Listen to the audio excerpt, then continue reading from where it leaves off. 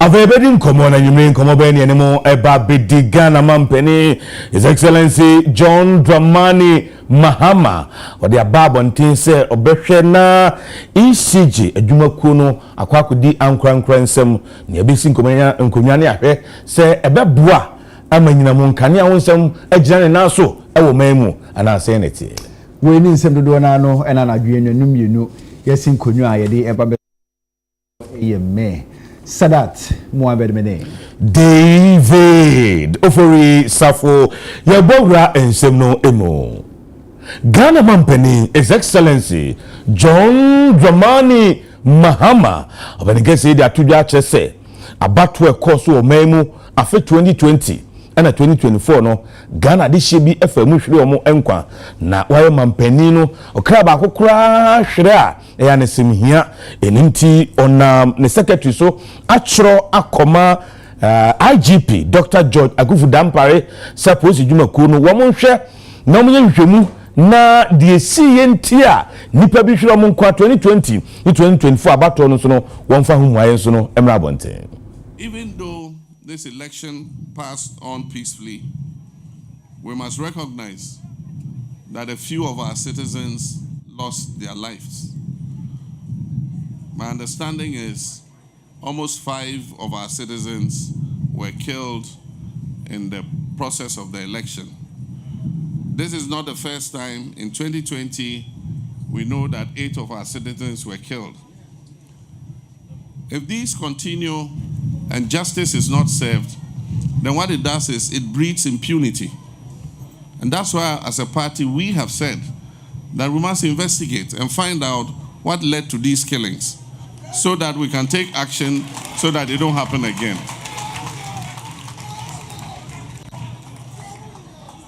So I've asked my secretary, executive secretary, to write to the IGP to give us a report on the status of investigations into these killings.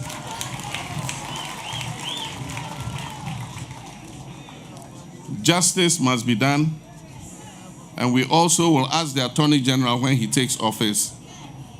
to determine fair and adequate compensation for the families of those who have lost their lives.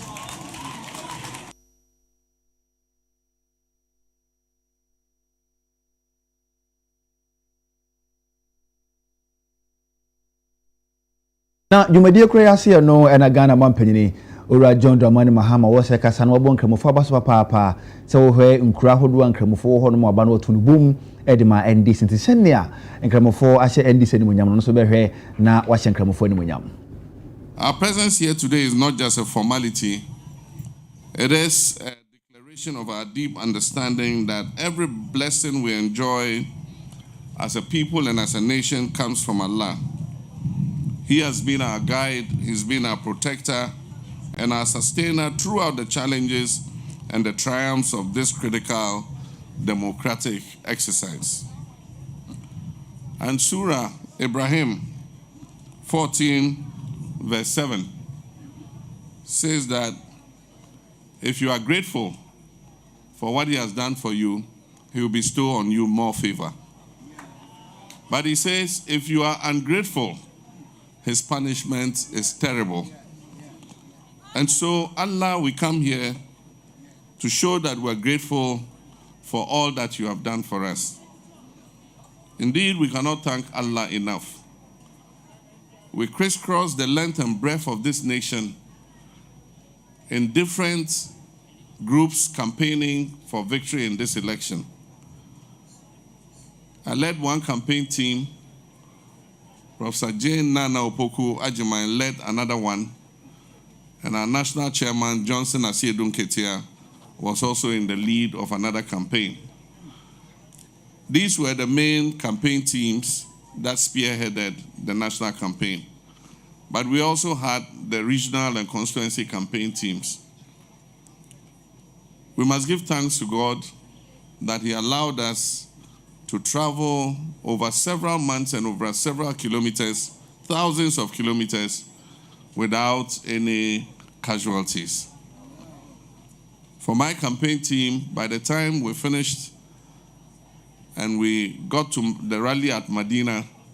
we had easily done more than 30,000 kilometers around this country. And we did not suffer even one accident.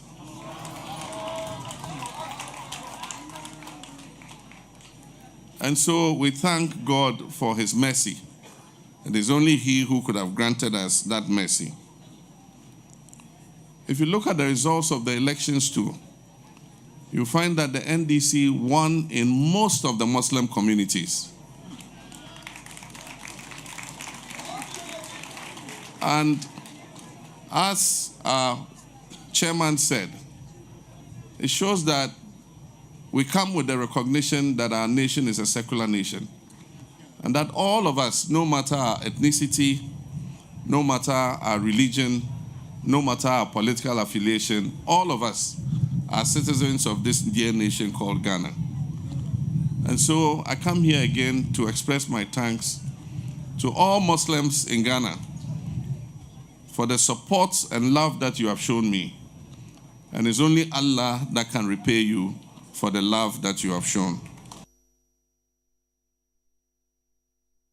Egusuawo Mampeni, His Excellency John Dramani Mahama Asue enche na yenyanu nkramofo ekomeka akondikese no akobompaye amoman no na wabomodin a ate abdwaku enumbi 5-member board Alhaji Collins Dauda eda no wombehwe na Ghana de hye yenyanu nkramofo efi Ghana ase akomeka aba asundwemu a enyeka emoman no. I formed a Hajj task force that is led currently, 5-member Hajj task force, that is led currently by our longest serving MP, the Honorable Collins Dauda. And they'll be leaving for the Holy Land on Monday to participate in the Hajj conference. And one of the tasks that I have given them is to go and make arrangements so that we can bring the Hajj fares as low as possible so that as many Muslims who intend to perform the pilgrimage can do so.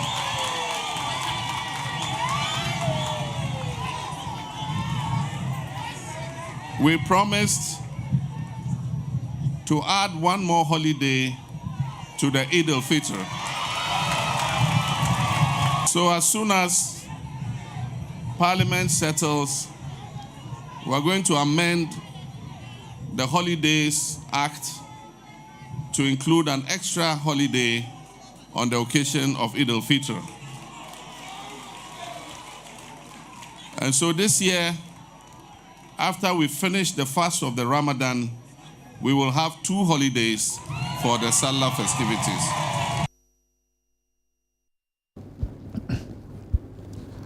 Ora Joseph Obeng eni adwadifo nka bomuku guta wombando deni no panyini wode ato edwa so gidie mapase endi saban a wabayi obehwe na hyehye pa wo so di gu apono so na ebo na dwadie ho nsem fa na tuma pa difra no o gidie saban de betumi aye na enema mienu na kyese wo hwe ni mu kese pa se yeto no aban behwe na wadi ho nkomo na afin so my Ghana yesidi no ebetumi agina na abo adwadie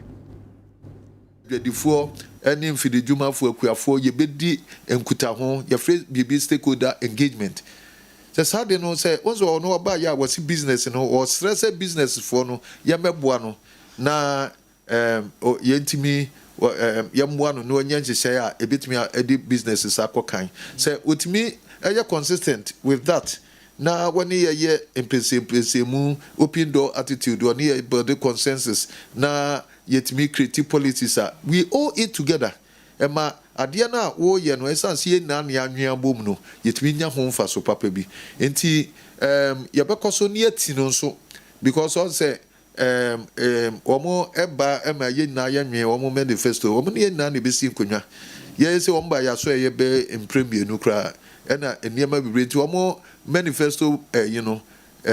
issues no be bre ho ma omo ebe fa free ho Intina say ya reshem say esan say o ma ba me akan your problems natural mo in advance no na say so mo de ye adwuma so a na ebe boa enti ye bekoso ne ati o mo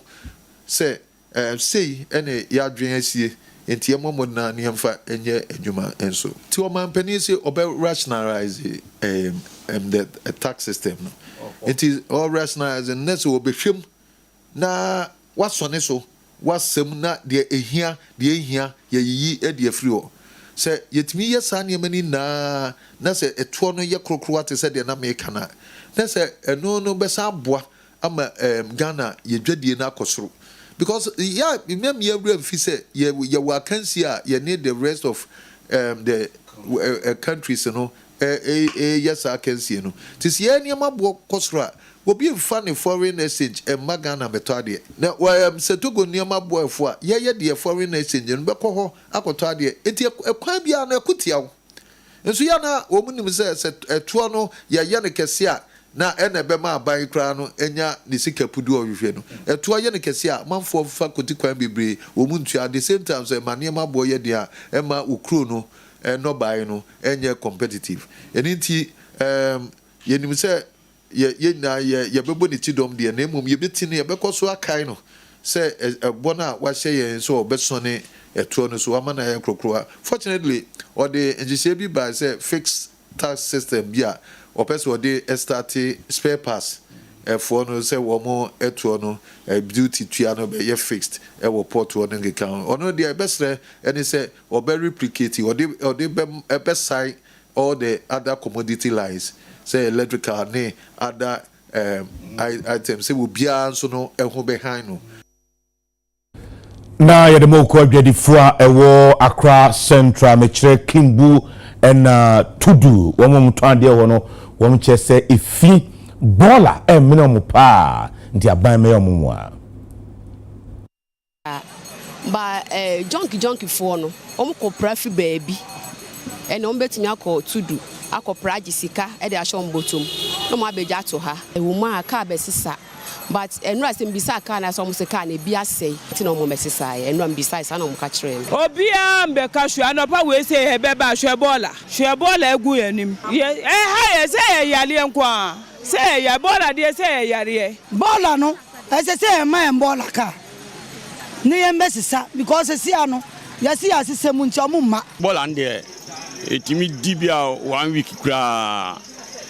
nego na senti pa amani ayehu a on se gates no ensuo fifiri bi mu ba ebo han so ayen kata so amanfo tunsu toilet ni ade gum ni ade nti esremu ada moni emfo no enkasa no meye bibia my cause high capital town senti ni ade no konipa ni nyina mayade asemo ameka be mo asem hia pa ko ye hunu amane wo Tudu ha pa gota ha wo ila e bie da ne won ticket 2 cedi first na ya pi imbi yo ni chi ehue ya more than 1000 ya ni na mi biba mi ne ichi a 22 cedi she got aba fail no kwa ha wo ka wo wie me ni meka no wo mi ke ka me nje wo won wo ka no wo mi da ne bola mene fe fu e bashini shikwe ko ba bie onyo ho ye bie adidon ya wodi bi na efe adidon ni da ne assembly for no mo mefa so mo gi ticket ni dia e na mo nye ticket ni ho adwuma so mo hwe ni ticket ni suade o mo nyan ni yen prapra no mo mefa bola ne nko sent no hey wo didi kura enye ye me fiti anapa mi ntimi ni di ye o wansena saa yen na yen ni ye hu ni se yen na edi ye hu ni akro no mu bete because ono ba besesa ne ne no kwa anajo no ma so bola na eden asa abegu ho junkie fo no mo ko sesa bola no free nkrofo fie na o ma jiska na no ato ha yen yete ha ha yen because we ma mi kokko no ototo enka te na me chichiri ototo kokko ho aha no ne press ne baby a boy ne de enema na si no esa bola ne ntino ntimi ntina ho eti se ne amra bi ba ya na no pia water de to foma ye chew no sa amra no senka e san hyase a enka ye pa be ma ye kuro no emu ate ye to akasebo no so edemamu a ye konko mu e wo framantamu nkruto e fre no gbe igbo de dukope luta wonyina ne nkura e wo north torments ne mu na de se chirim se ne be bia wiase nkan kwadru wo be mu nkrum ho no mu a network mpo benya na wada ye kon ho akwa ye den de amom papa afei so kroni fa bi enya de wonyina monkane a afei so akwan horo ne nam so nye nyina no gyina so na wasere mpenifo ensamumuwa. Some time ago we spoke about network problem over here. The challenge is still the same. People have to climb trees before they make calls. Sometimes you need to even move yourself from here to Aveme before you can access network. As we speak now, we have a project, Ghana Productive Safety Network Project at the Kope. Before we sync data to Accra for the beneficiaries to be paid, I have to fly motorbike to Aveme before I get that done. All these are weighing us down. Ketsi UTV, we now have a pole erected at Mafia Kope, but we are waiting electricity, that is power, so that it will be connected, so that this problem will be curtailed. We are appealing on the authorities that has helped us to get the pole erected now, to get the electrification also done, so that our problem will be nipped in the bud. Going forward also, our road network over here is very bad. Most of the time, the roads are being planed. The little gravel we have on them will rather be moved from the road to the gutters into the bushes. And when it rains, plying the road becomes very difficult because it's very muddy. We suffer a lot. So when you want to take motorbike from Aveime, Mefe and other environs, the charge is very high. Meanwhile, our people are just predominantly from hand-to-mouth farmers. So we are appealing on the authorities to, now that we have drip machines in the assemblies, they will come to our aid, not just cleaning the roads, but they will get them what? Graveled, so that we will not have these problems. We don't have public toilet. Only a few people are able to have what? Individual toilets in their homes. So open defecation is on the high. People defecate around their houses. And when it rains, water collects these defecations to areas that are not needed. Garbage, refuse can be found at anywhere. And this gives us fecal-viral diseases. So we are calling on authorities to do something about that. We are appealing on authorities so that the Zoom Line people will be able to give us a container at a particular point, even if we pay a penny or a fee, so that we can gather our garbage there, so that the vehicles will be coming for them, so that our community will be very clean.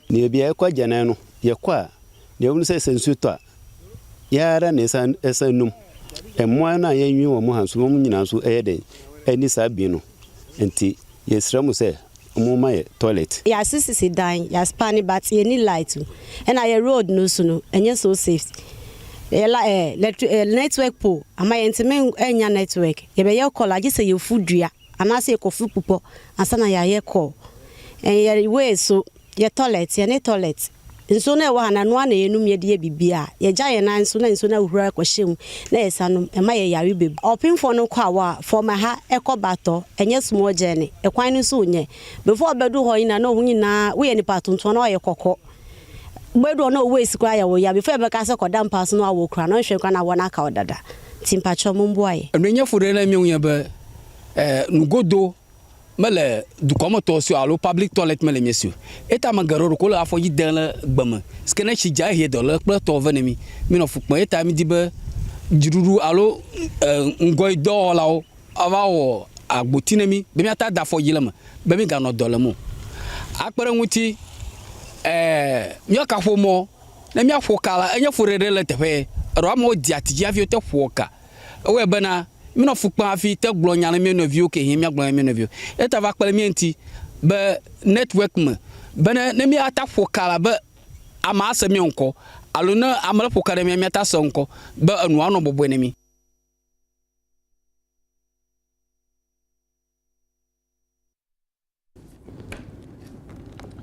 awie kasebo no asi ekwamu atene David ofori safo eni mpenfo besim konwa na wadwendwene Ghana ho etwe ho abasisia